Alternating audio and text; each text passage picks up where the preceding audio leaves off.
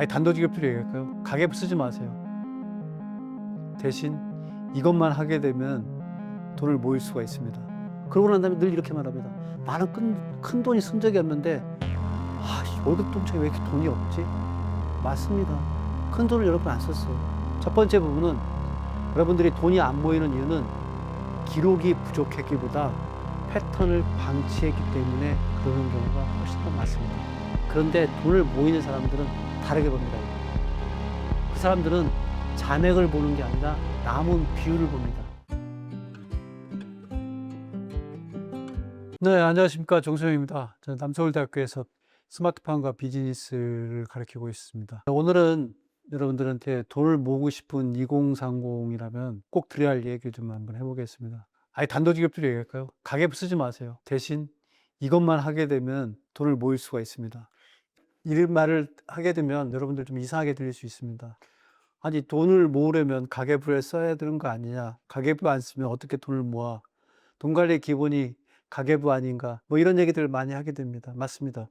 가계부가 도움이 되는 사람도 분명히 있습니다. 그러나 현실 속에서 제가 보았던 사람들은 그와 다른 경우들이 많이 보여졌습니다. 가계부 앱을 깔아놓고 3일만 쓰고 안 쓰는 사람들이 거의 많고요. 엑셀 가계부 만들었다가 한 달도 못 가고, 카드 내역 정리하다가 귀찮아서 포기하고, 다음 달부터 제대로 해야지 하고 끝나는 경우들이 훨씬 더 많다는 거 여러분들 다 인정하시잖아요.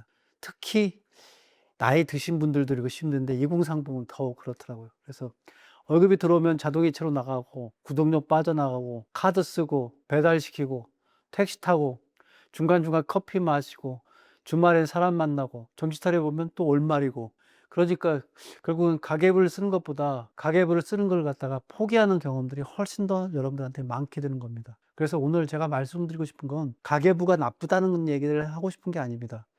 가계부보다 먼저 따로 할 게 있다는 걸 갖다 말씀드리고 싶은 겁니다. 그게 뭐냐? 바로 내 돈이 어디서 새고 있는지를 보여주는 고정 패턴을 체크하는 일입니다. 다시 말해서 돈을 모으려고 그러면요, 여러분, 모든 지출을 다 기록하려고 하지 말고요, 매달 반복돼 가지고 돈이 흐름을 어떻게 가고 있는지를 살펴보셔야 돼요.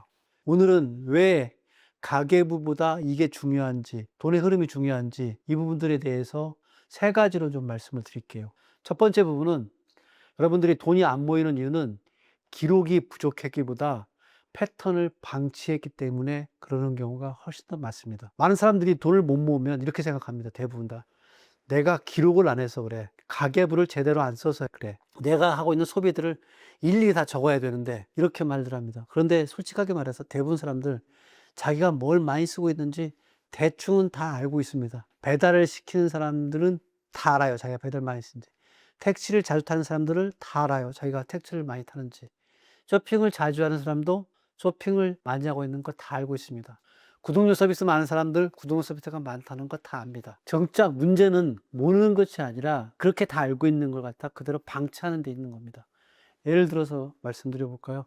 가계부를 아무리 열심히 써도 매달 반복되는 지출 구조가 그대로라면 삶이 잘 안 바뀝니다. 반대로 가계부를 꼼꼼히 안 써도 매달 내가 나가고 있는 돈의 패턴들을 갖다가 몇 개만 잡으면 어떻게 될까요? 돈이 모이기 시작하는 경우들이 의외로 많습니다. 즉, 돈을 모으는데 중요한 건 모든 소비 하나하나를 갖다가 기록으로 남기는 거. 이 정도 정성이면 대단하긴 한데 그것들이 아니라 내 통장을 계속 약하게 만드는 반복되어진 패턴들이 뭔지를 파악하는 것들이 더 중요하다는 얘기입니다. 가계부가 실패하는 이유들이 다 여기에 있습니다. 너무 많은 걸 다 하려다 보니까 오래 못 가는 겁니다. 커피 얼마, 편의점 얼마, 점심 얼마, 택시 얼마, 이걸 다 어떻게 적습니까? 저도 못 적어요. 그래서 적다 보면 대부분 다 지칩니다. 그런데 사실 우리의 인생을 바꾸는 건 작은 숫자 수십 개보다는 매달 똑같이 반복되고 있는 패턴 몇 개의 흐름을 갖다가 잡아내는 겁니다. 그래서 돈을 모으고 싶다면 가계부부터 쓰려고 좀 하지 마시고요. 이 질문부터 먼저 한번 해보세요. 내 월급이 들어오면 가장 먼저 어디로 사라지는가 꼭 생각하셔야 됩니다.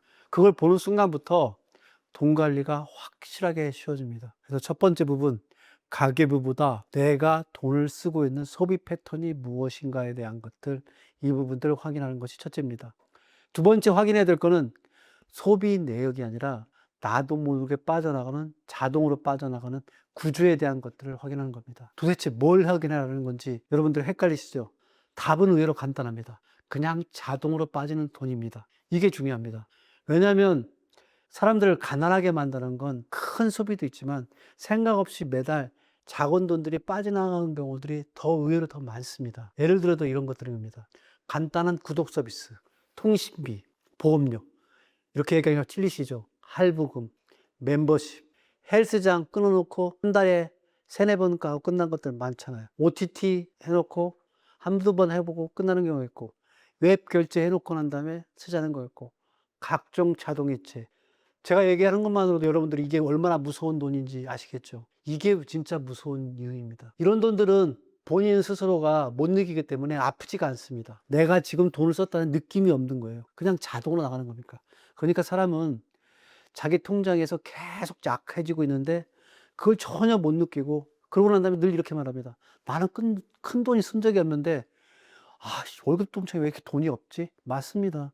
큰 돈을 여러분 안 썼어요. 대신에 작은 고정비가 너무 많고 반복되는 구조가 너무 무겁게 여러분들의 가계부를 누르고 있는 겁니다. 그래서 가계부보다 먼저 해야 할 건 모든 소비를 적는 것들이 아닙니다. 내 계좌에 매달 자동으로 나가는 돈을 한꺼번에 볼 수 있게 체크하는 일입니다. 진짜 돈을 잘 모으는 사람들은 이걸 먼저 하더라고요. 왜냐하면 매달 자동으로 빠져나가는 구조를 가볍게 만들면 그다음부터는 아예 게임이 달라지기 시작하기 때문에 그렇습니다. 예를 들어 구독 서비스 3개를 정리하고 쓸데없는 멤버십 끊고 안 보는 결제 줄이고 통신비 1계단 낮추고 할부 하나 정리하면 그 순간부터 매달 돈이 남는 금액이 달라집니다. 이건 단순한 전략이 아닙니다. 내 통장에 체력을 튼튼하게 만드는 일이에요. 2030이 진짜 먼저 봐야 하는 건 이번 달 커피값 총액이 아니라 내 월급에서 아무 생각 없이 빠져나가고 있는 자동이체 구조입니다. 이것이 두 번째 부분이고요. 세 번째 부분은 돈을 잘 모으는 사람들은 잔액보다 남는 비율을 봅니다. 이것들이 가장 큰 포인트입니다. 많은 사람들이 통장에 돈이 없으면 이렇게 생각합니다. 이번 달에 내가 너무 많이 썼다. 다음 달엔 좀 아껴야지. 월급이 적어서 그래. 그런데 돈을 모이는 사람들은 다르게 봅니다, 이걸. 그 사람들은 잔액을 보는 게 아니라 남은 비율을 봅니다. 쉽게 말할게요. 매달 250만 원을 벌든 300만 원을 벌든 400만 원을 벌든 내가 매달 얼마가 남느냐를 보는 겁니다. 이게 중요합니다. 250만 원을 벌어서 얼마나 남기느냐, 300만 원을 벌어서 얼마나 남기느냐, 400만 원을 얼마를 남기느냐, 이게 돈을 모으는 것들을 한 발짝 다가갈 수 있게 되는 것들이 아니고요. 60만 원이 남느냐, 그 비율별로 남는 사람과 안 남는 사람들이 구별되는 겁니다. 결국 비율이 높은 사람들은 누가 더 안정적일까요? 대부분의 월급이 많은 사람들을 부러워하지만 실제로는 매달 남기는 것, 이 비율이 높은 사람들이 훨씬 더 강합니다. 왜냐하면 그 사람은 자기 돈의 흐름을 관리할 수 있는 사람이기 때문에 그렇습니다. 그래서 가계부보다 먼저 해야 확인할 거는 뭘 샀냐보다 결국 몇 프로가 남았느냐가 훨씬 더 중요합니다. 이걸 매달 한 번만 봐도 내 상태가 보입니다. 예를 들어 이렇게 보면 됩니다. 월급이 들어온 날 기준으로 해서 이번 달이 다 끝날 때 내가 얼마를 남겼는가, 그리고 이게 월급의 몇 %인가. 이 비율이 0에 가깝다면 여러분은 문제가 있는 겁니다. 반대로 작더라도 계속 남고 있다면 그건 충분히 좋은 방향으로 나아가고 있는 겁니다. 즉, 돈을 모으는 사람은 지출을 완벽하게 통제하는 사람이 아니라 매달 남는 구조를 만드는 사람입니다. 그래서 중요한 건 가계부를 예쁘게 쓰는 것들이 아니라 내 월급이 들어와서 얼마가 남았는지 보는 것입니다. 여기서부터는 아주 현실적인 얘기를 내가 몇 가지 해드릴게요. 가계부 대신 딱 이것만 확인하시면 됩니다. 첫째, 매달 자동이체 목록, 구독, 통신, 보험, 멤버십, 할부, 정말 필요한 것만 남기고 나머지 다 정리하세요. 두 번째 부분은 월급이 들어온 지 7일 만에 빠지는 돈이 무엇인가를 확인하는 겁니다. 이게 핵심입니다.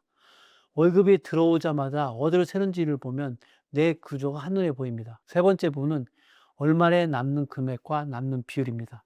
이번 달 얼마 썼는지가 아니라 결국 얼마가 남았는지를 보셔야 하는 겁니다. 이 세 가지만 보면 굳이 가계부를 완벽하게 쓰지 않아도 돈의 흐름이 보이기 시작합니다. 그리고 이게 보이면 돈이 모이기 시작합니다. 마무리 한번 정리해 보겠습니다. 가계부 쓰지 마세요. 대신에 이것만 확인하시면 돈이 모일 겁니다.